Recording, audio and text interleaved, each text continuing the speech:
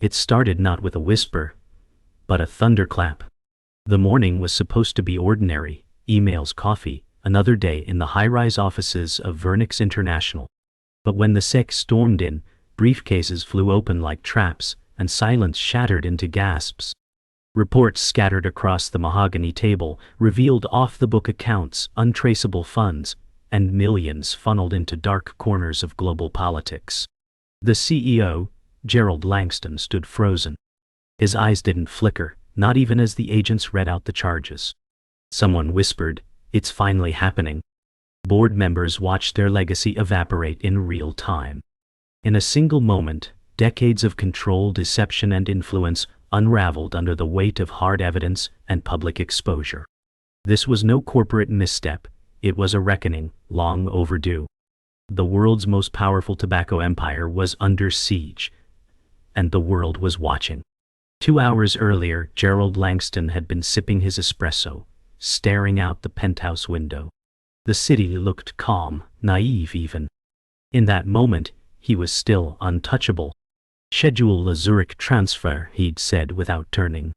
His assistant nodded, already trembling. There was an unease in the air, invisible but heavy. A sudden text alert blinked red on his phone. "Incoming. Delay not possible." He frowned. No sender. No reply. That was the beginning of the unraveling. The illusion of control began to crumble. In less than 120 minutes, his empire would be stripped bare. But he didn't know that yet. He still believed in the fiction he had built, a narrative stitched from lies, lobbyists, and offshore secrets. The world outside his window wasn't calm. It was a storm, and it was already inside the building. Down in the lobby, whispers had begun. Security guards shifted uncomfortably. 2 agents posed as delivery men. One pressed an earpiece, whispering, "Phase 1 cleared." Elevators opened. "Did you hear something?" said a junior accountant to another. "Just sirens," she replied, voice shaky. But even the marble walls seemed to listen. An unspoken current buzzed through the air. Tension was no longer theoretical. The building's heartbeat was quickening. This wasn't just a raid, it was a breach into one of the most protected financial castles in the world. And the enemy wasn't coming. They were already inside, waiting for the signal to explode the illusion. Upstairs, the boardroom prepared for its usual rituals. But downstairs, the siege had already begun. The Zurich transfer failed. An error flashed on screen. "Transaction blocked. Regulatory lock." Gerald's assistant gasped. "That's not possible," he snapped. But it was. On 3 continents, systems were freezing. Accounts locking. Allies vanishing. The walls weren't just closing in. They were wired with sound, light, and law. Panic crept into the room as phone lines went dead. One by one, trusted lieutenants stopped responding. Gerald tried calling Anton, his fixer in Geneva. No answer. Only voicemail. "This can't be happening," he muttered, dialing again.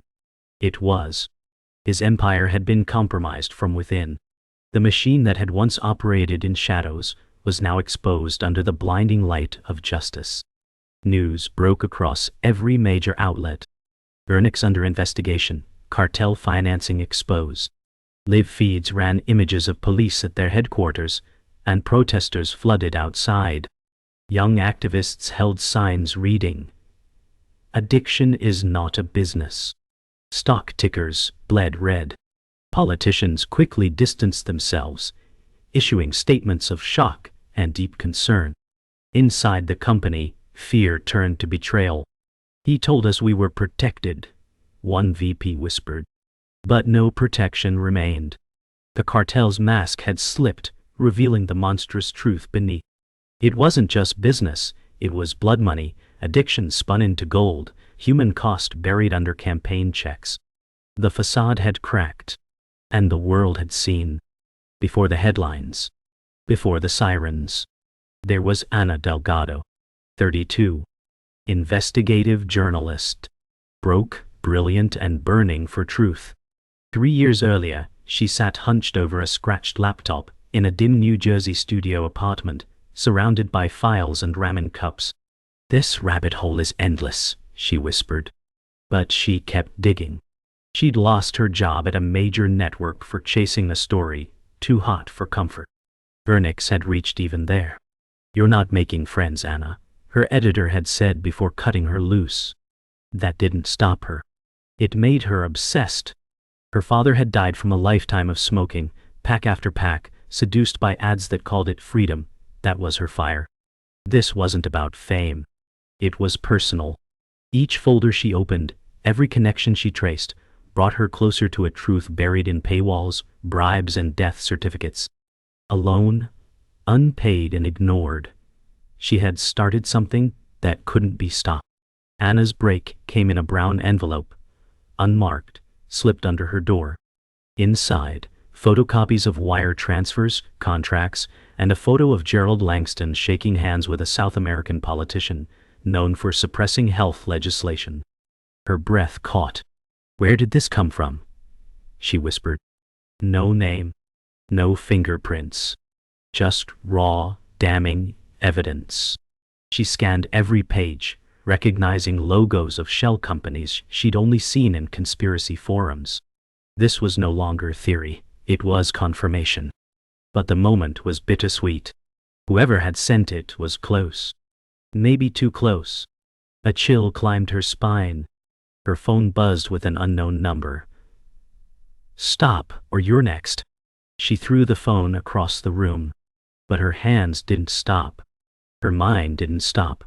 Anna knew what that envelope meant. She was now part of the story. And that meant she had to finish it, even if it destroyed her. Every system she tried was compromised. Emails bounced.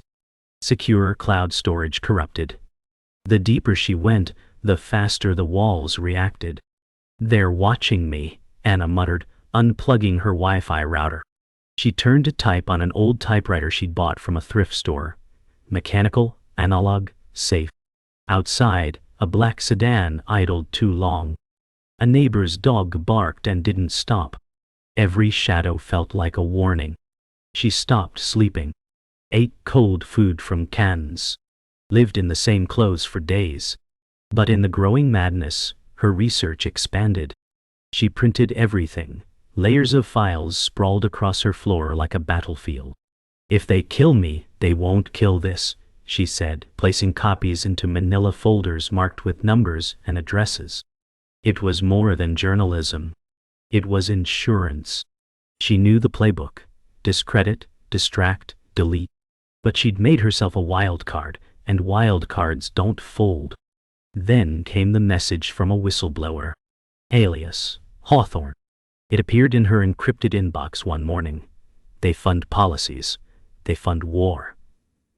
They fund addiction. But we can make it collapse from within." Attached was a single image, a Vernix internal memo mapping their lobby spending across 3 continents. The document wasn't just real, it was explosive. Anna stared at it, hands trembling. "This is the smoking gun," she said. But she didn't scream in triumph. She cried. Because now it was real. Now someone inside was risking everything. "Why me?" she typed. The reply came instantly, "Because you never stopped." The silence in the room turned sacred. She backed up everything again, physical, digital, encrypted, buried. The empire had cracks. She would widen them. And now, she wasn't alone. 3 weeks before the raid, Anna sent her story to every major news agency. No response. Doors slammed. Phones hung up. A few quietly warned her, "This could ruin you." But she had another plan. The internet. She published everything, names, photos, timelines, on a site she built herself. Within hours, it spread. 1 million views. Then, 5. A wave of outrage, disbelief, and solidarity. Survivors of nicotine-related diseases shared the link. Law students dissected every line. Anonymous donations flowed in. Vernix tried scrubbing it offline, but they were too slow. The fire had caught. And once a match is lit in a forest of dry lies, it only needs time. They see it now, Anna whispered, watching comments pour in. The cartel's shadow had been dragged into the light. And light once shown doesn't fade. The pressure didn't ease, it metastasized. Vernix launched a counteroffensive. A sleek PR campaign rolled out within 48 hours. Restoring trust, saving lives, the ads claimed, as glossy images of farmers and community centers flooded screens. Spokespeople denied every allegation. "We're committed to transparency," said their rep with a practiced smile. But behind closed doors, damage control turned brutal. Legal teams swarmed whistleblowers. Small publications were threatened into silence. Anna was painted as unstable, obsessed, emotionally compromised. One morning, her face appeared on a cable news segment with the caption, "Radical blogger or dangerous liar." The system that once ignored her now targeted her. But the more they attacked, the more people paid attention. "My words and I'm with sounds tomorrows." "Let them talk," she muttered. "They're only making me louder." Still, the cost of truth was rising, and she was bleeding it alone. The retaliation turned physical. One night, Anna's apartment door was found ajar. Files missing. Laptop gone. No signs of forced entry. She stood frozen at the threshold. Her fortress breached. Panic set in, but she didn't scream. She scanned the room, noticing only one untouched item, the envelope that had started it all. She grabbed it and fled. Hours later, she sat inside a 24-hour diner, shaking, typing on a borrowed tablet with trembling fingers. She uploaded everything to secure backups, triple encrypted and spread worldwide. "You can't silence a network," she whispered. Her coffee sat untouched. Rain lashed the windows as she looked around, heart pounding. Every customer looked like a threat. Every blink too slow. This wasn't paranoia. It was survival. And in this game, silence wasn't protection, it was death. While Anna ran, others began to rise. A former Vernix employee named Malik, once a logistics manager, stepped forward anonymously. He leaked records of shipment diversions, unregulated exports, and payment trails leading to countries under sanctions. They called it market expansion, he wrote in a manifesto posted on a secure forum. The world gasped. Global watchdogs launched investigations. Lawmakers were forced to address what they could no longer ignore. "This goes beyond addiction," one senator said. "This is organized economic warfare." Vernix scrambled, denying everything again. But public pressure mounted. Malik's voice, though hidden, echoed worldwide. And Anna finally realized the movement was no longer hers alone. The cracks were growing wider. The machine was leaking. And every leak was now a flood. Vernix's internal command center buzzed with emergency briefings. Legal firewalls were cracking. "We need a scapegoat," one exec hissed. "Langston won't go down with us," another muttered. The inner circle turned on itself. In a single day, 3 senior officials resigned. Langston, however, remained silent, watching, calculating. Alone in his office, he listened to a vinyl of Mozart while headlines burned across his tablet. "It was never about health," he whispered. "It was about control." His empire, once untouchable, now lay under siege. And he knew it wouldn't end in court. It would end in the streets, in the homes, in the lungs of the people who could no longer be bought. "They want a villain," he said, pouring scotch into a crystal glass. "Then I'll give them one." Protests erupted. Not just outside Vernix HQ, but globally. London, Delhi, Cape Town, São Paulo, Penguia Times, Ashibio, I'm Pade, Gadivjoratioris and Huerdigordi. Survivors, families, students, doctors, all marched under one phrase: "We are the evidence." Placards bore photos of lost loved ones. Chants rose like thunder. Anna watched from the crowd in Times Square, hoodie up, tears in her eyes. She wasn't the leader anymore, just a witness. The world had caught the flame, and it was burning clean. Governments couldn't ignore it. Health ministries promised reform. Stocks plummeted. Whistleblowers stepped from the shadows. "This is what justice looks like," Anna whispered. But she knew it wasn't over. Cartels don't collapse, they regroup. Still, for the first time, truth had the mic. And it wasn't whispering, it was screaming. It came from the archives of a forgotten lawsuit, buried in legal dead zones and redacted beyond recognition. But someone had unsealed it. Anna received the file via encrypted drop, Project Perseus. It was Vernick's master plan, decades in the making. Not just to sell cigarettes, but to addict by design. The documents detailed chemical enhancements, brain mapping studies, targeted psychological profiling, methods to ensure dependency from the first puff. A quote from a 1993 memo read, "We do not sell tobacco. We sell certainty. Certainty of return. Certainty of need." Anna sat frozen. It wasn't negligence. It was strategy. Addiction wasn't a byproduct. It was the product. The entire industry hadn't just tolerated harm.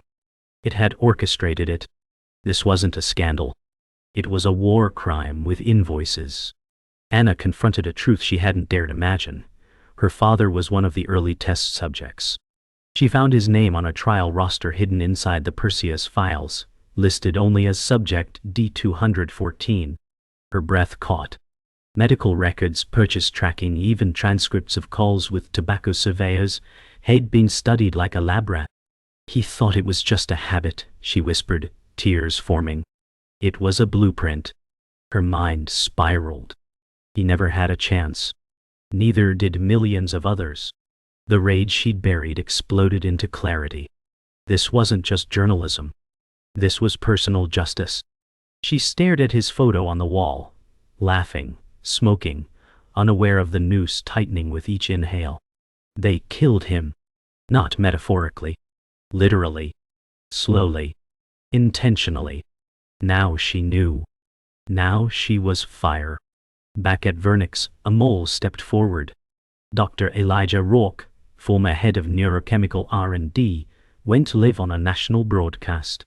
White coat, trembling hands, but steady voice. "We engineered addiction," he admitted. "We knew what we were doing, and we did it for profit." Screens across the world lit up with his face.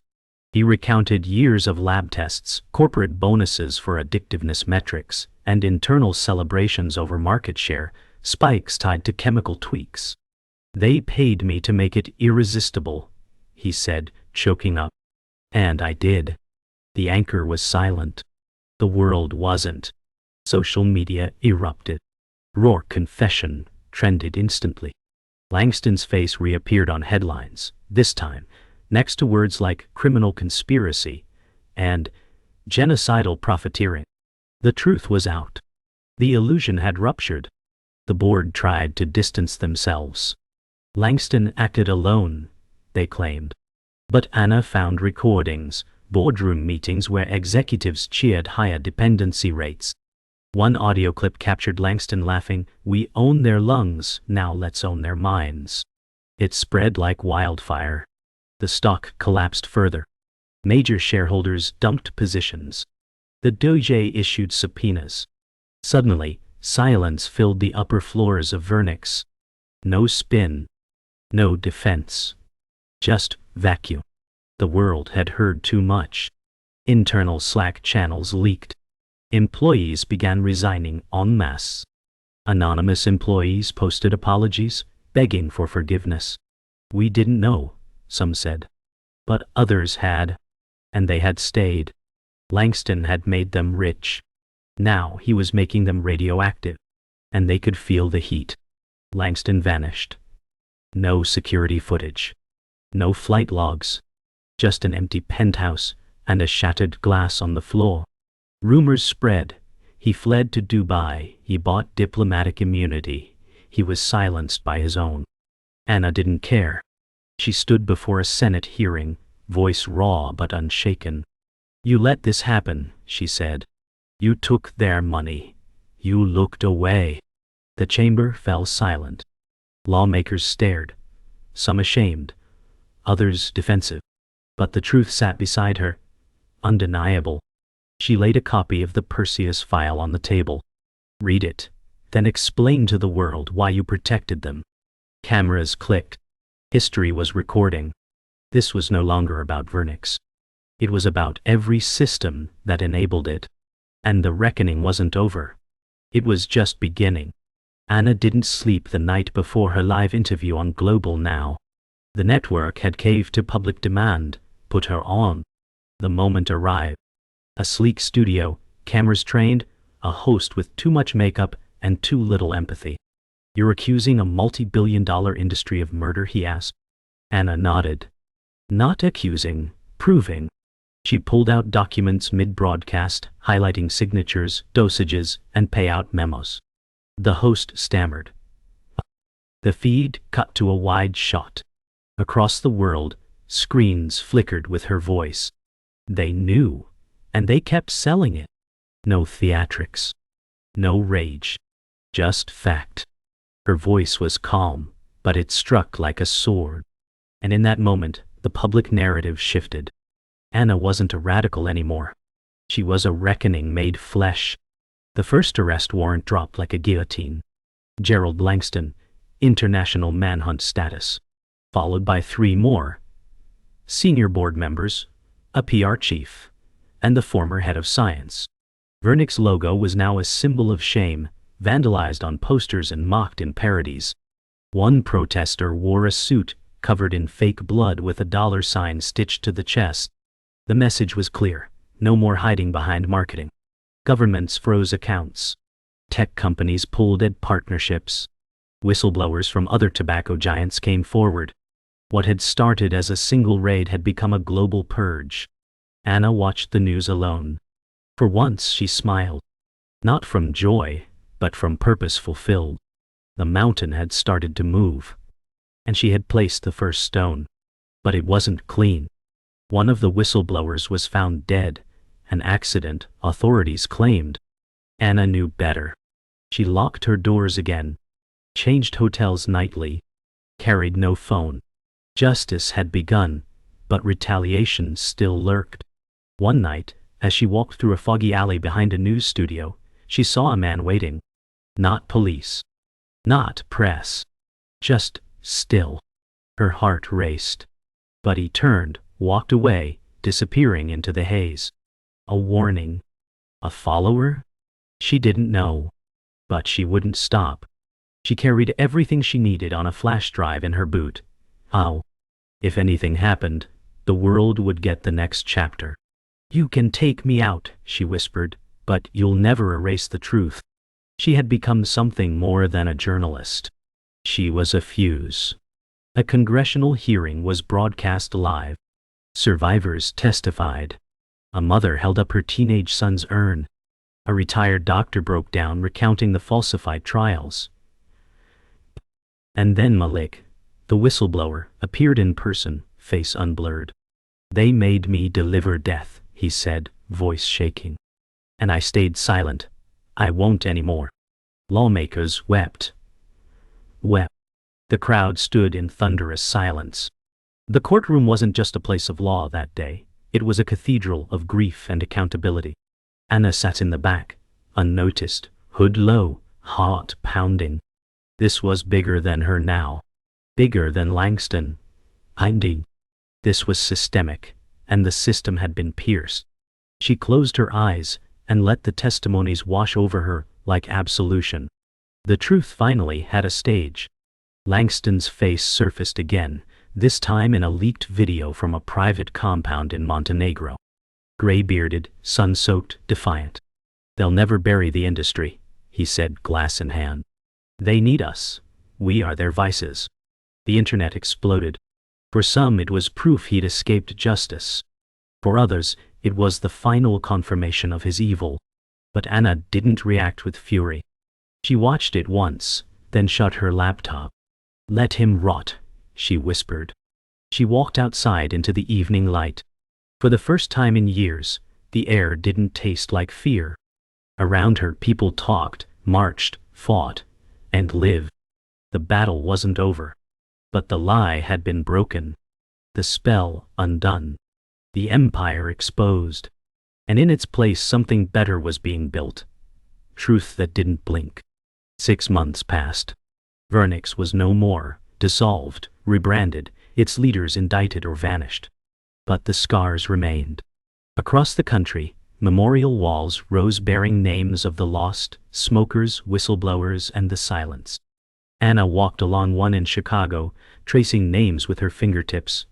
Well, she recognized too many. A father's name. A friend's. A witness whose voice never made it to court. The wall was made of black stone, etched with laser precision.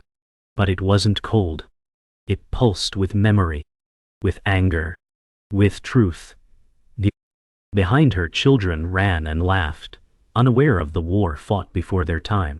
"Maybe they won't have to fight this one," Anna said quietly. She dropped a single cigarette on the sidewalk. Unlit, dotty, unsmoked.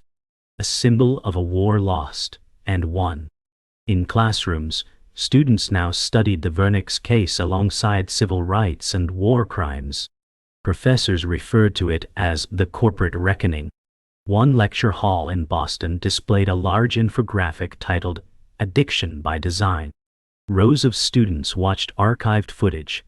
Rourke's confession, Malik's testimony, Anna's broadcast. A young woman raised her hand. "Why did it take so long?" The professor paused. "Because power protects itself, until it doesn't." In the back row, a former smoker named Julian, clean for 9 months, took notes, tears in his eyes. For him, it wasn't just history. It was survival. This new generation didn't just inherit the world, they inherited its wounds. But now, they also inherited the map of how to fight back. Anna stayed out of the spotlight. No book deal. No documentary rights.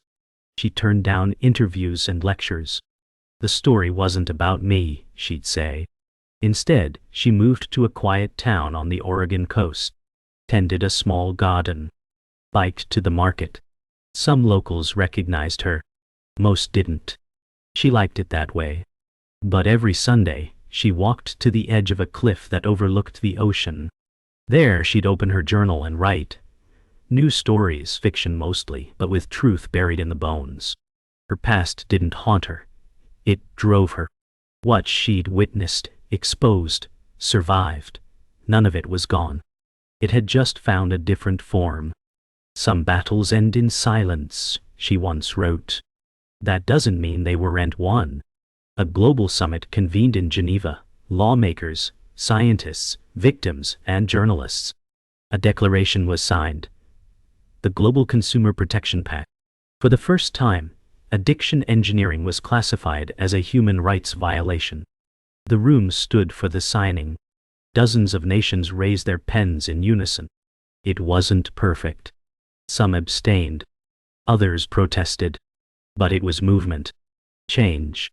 The summit ended with a single quote etched into the walls. "Commerce without conscience is a crime." Anna watched the live stream from her kitchen. No applause. No smile. Just a slow nod. "Good," she whispered. Not victory, but accountability. A signal to every hidden empire, your time is coming. And the world now knows how to see in the dark. One final story. Buried on page 14 of a local paper. A small tobacco startup shut down after whistleblowers flagged chemical tests resembling Project Perseus. No headlines. No protests. Just swift closure. The system had adapted. Learned. Reacted. And that quiet collapse said more than 1,000 speeches. Change didn't always roar. Sometimes it moved like roots under soil, silent, steady, unstoppable. Anna clipped the article, folded it neatly, and tucked it into her journal. Then she turned the page. Blank, died, waiting for something new. Not about death, not about exposure, but about life after truth. Because that's the real legacy, not the fall of giants, but the rise of those who refuse to kneel before them. It began, as it always does, with a spark, not of fire, but of conscience. One voice, then another, then millions. The cartel once felt eternal, woven into policy, profit, and pleasure.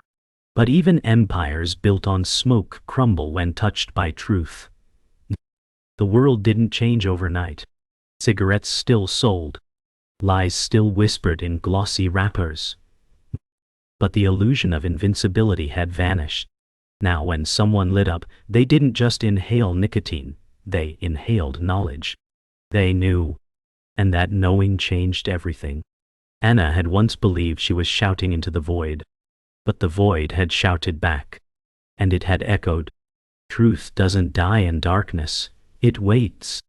Patient, sharp, ready, and when it rises, it doesn't ask permission.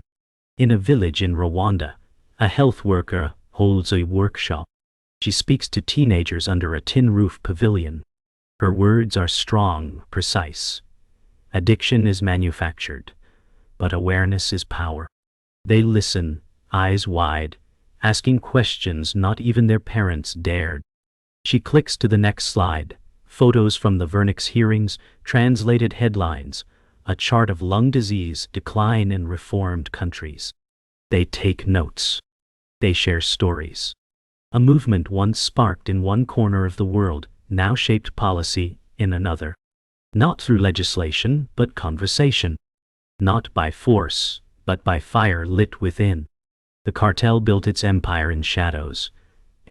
But now the world builds something else in the light, resistance shaped by knowledge. A time capsule is sealed in a New York museum. Newspapers, protest signs, burned cigarette packs, the first printed copy of Anna's exposé. A child presses his face to the glass, reading the plaque. The cartel era, 1980-2025, when prophets tried to silence pain. His mother whispers, "That's why Grandpa died." He nods slowly, quietly. The lesson isn't lost. He doesn't cry. He absorbs, learns. The next generation won't forget because someone documented the cost. Not in charts, but in lives. The museum doesn't sanitize the story, it curates it with brutal honesty. Because forgetting is how it all began. Remembering then is rebellion. A rebellion not fought with bullets but with memory. In Anna's garden, spring has arrived. Tomatoes climbing their stakes, wild herbs scenting the breeze. She kneels in the soil, hands dirty, heart light. A neighbor waves. Another drops off homemade jam. No one asks about Vernix. No one speaks of Langston. But they all know.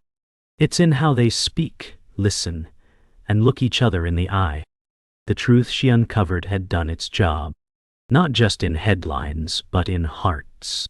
She wipes sweat from her brow and laughs softly when a robin lands beside her. This is peace, she thinks, not in absence of memory, but in presence of meaning.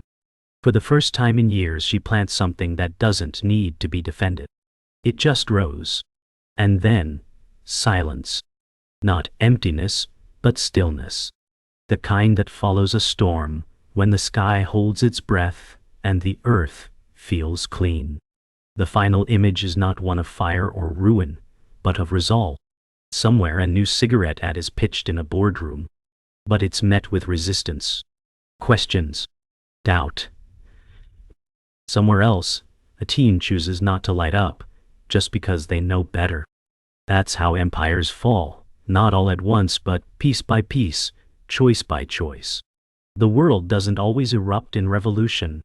Sometimes it simply refuses. That refusal echoes louder than any riot. Anna writes one final line in her journal.